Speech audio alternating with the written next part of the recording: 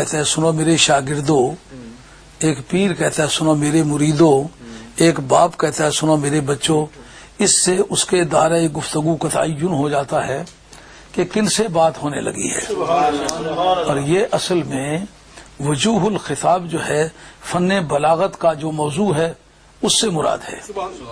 قرآن مجید ابھی بلاغت کا نام لوگوں نے لیا ہی نہیں، ان دنوں بلاغت کے جو قواعد و ضوابط ہیں وہ قرآن مجید نے مرتب کر دیے ہوئے ہیں۔ ماشاءاللہ۔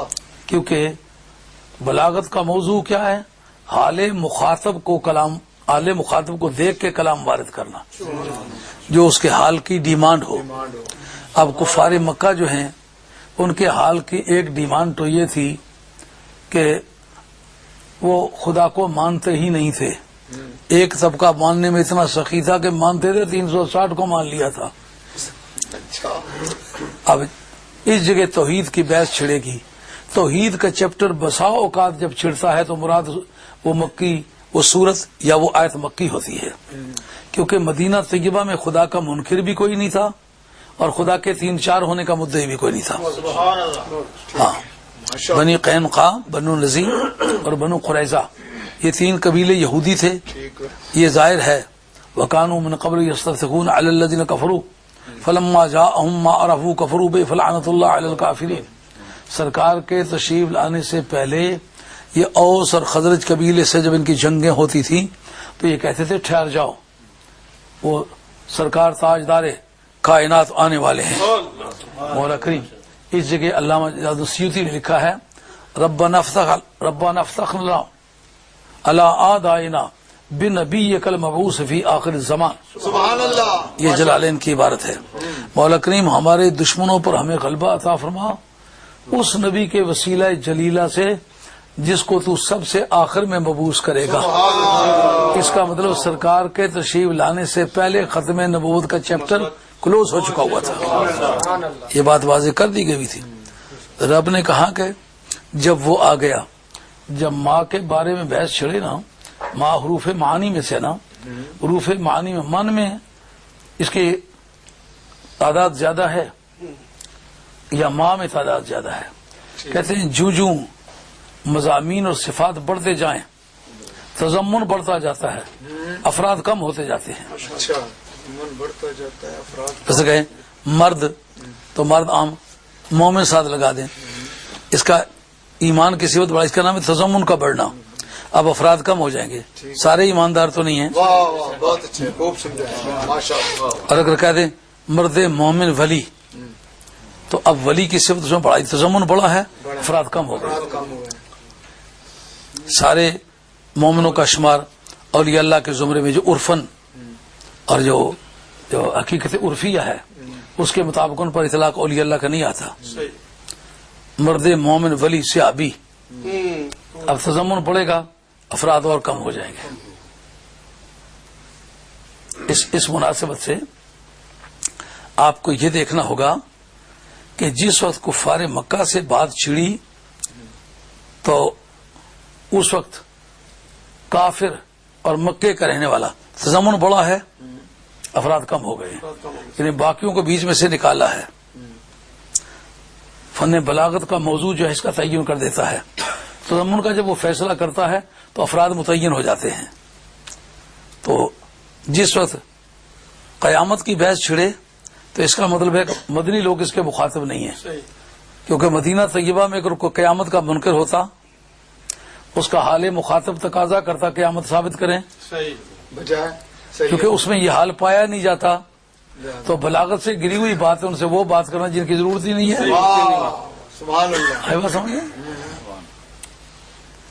اب جب قیامت کی بحث چھڑے، قیامت کا حساب جو کیوں نہیں مانتے ہو، قیامت یوں ثابت ہے، تو پھر اس کا مطلب یہ ہے کہ جو وجوہ الخطاب میں مکہ مخاطب ہے۔ یہ صورت جو ہے اس کو پڑھیں آپ تو اس کے 3 بنیادی مشہور مضامین ہیں: توحید باری تعالی، قیامت اور رسالت۔ اچھا، 3۔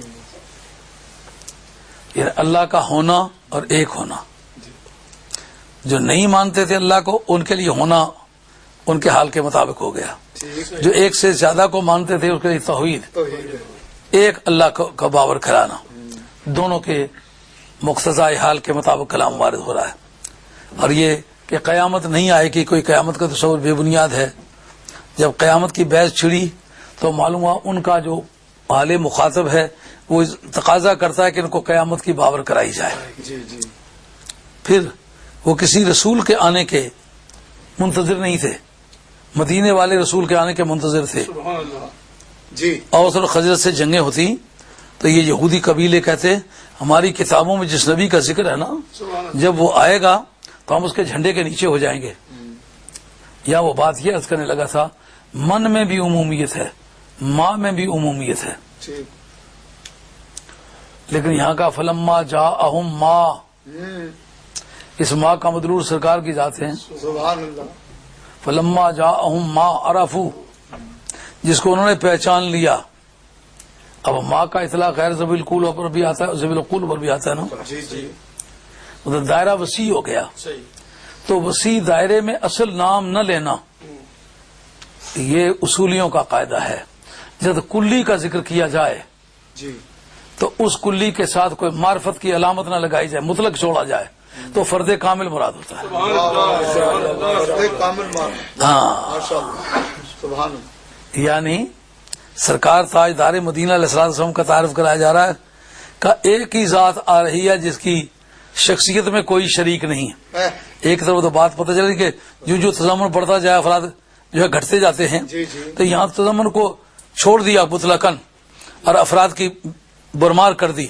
کہا اس کا دوسرا طریقہ ایک دوسرا راؤنڈ چلتا ہے، وہ یہ بتاتا ہے کہ جس وقت کسی جنیرک، کسی کلی کے، کسی فرد کو مطلق ایبسولوٹ چھوڑا جائے، اس کے اندر قید خوبصورت، اونچے قد والا، موٹی آنکھوں والا، کالی زلفوں والا، گھنگریالے بالوں والا، یہ اوصاف نہ ذکر کیے جائیں، مطلق چھوڑ دیا جائے، تو اس کا مطلب یہ کہ وہ ایسی شخصیت ہے اس کلی کا کوئی فرد اس کے ساتھ شریک ہے. اس کا معنی یہ ہوا کہ سرکار تشریف لائے لیکن کل کائنات پر ماں کا لفظ استعمال ہو سکتا ہے. اس کو مطلق چھوڑ دینے کا یہ معنی ہے کہ سرکار کی جو شخصیت ہے بطور شخصیت کے کل کائنات کا کوئی فرد بھی سرکار کے کسی فصل میں شریک نہیں. شریک نہیں. واہ واہ واہ. سبحان اللہ. سبحان اللہ. لم یأت نذیر کفی نظر، لم یأت نذیر کفی نظر، مثلے تو نشد پیدا جانا، جگ راج کو تاج تورے سر سوئے، تجھ کو شہید سلا جانا. سبحان اللہ.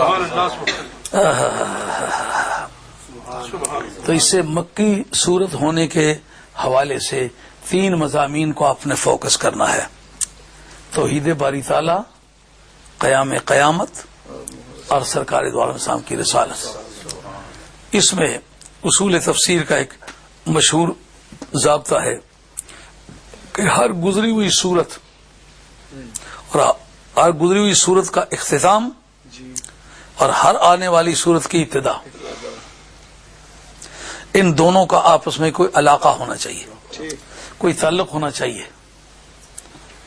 اگر گزری ہوئی صورت کے ساتھ، گزری ہوئی صورت کے خاتمے کے ساتھ نئی صورت کے آغاز کا کوئی اگر تعلق نہیں ہوگا تو اس بے ربطی کی ذمہ داری کس پر ہوگی؟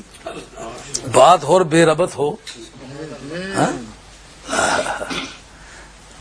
اب دیکھیں اوپر اللہ تبارک تعالیٰ نے یہ بات سورہ فاطر کے آخری حصے میں کہی ہے کہ اللہ کریم فرماتے ہیں وَلَوْ يُؤَاخِذُ اللَّهُ النَّاسَ بِمَا كَسَبُوا مَا تَرَكَ عَلَى ظَهْرِهَا مِنْ دَابَّةٍ وَلَكِنْ يُؤَخِّرُهُمْ إِلَى أَجَلٍ مُّسَمًّى. قیامت کا تصور ملتا ہے نا؟ صحیح ہے. ہاں؟ جس اناٹومی فزیالوجی جانتا ہو نا آدمی، تو جس بیمار کے جوڑ پہ ہاتھ رکھے نا اس بیمار کو خود پتہ نہیں کہ میرے جوڑ کی کیا شکل ہے، لیکن جو اناٹومی فزیالوجی جاننے والا ہے، تشریح الاعضاء اور منافع الاعضاء، جب وہ پکڑ کے دبائے گا کہ اسی کے اس نام کا پٹھا ہوتا ہے، وہ اس طرح ورک کرتا ہے، اس طرح کی چبنی ہڈی ہوتی ہے، اس کا سر دوسری ہڈی سے یوں جڑا ہوا ہوتا ہے. جب وہ اس طرح کرتا ہے نا تو مریض کو پتہ چلنے لگتا ہے یہ تو پورا کارخانہ ہے. تو جس وقت آنے والی صورت کی ابتدا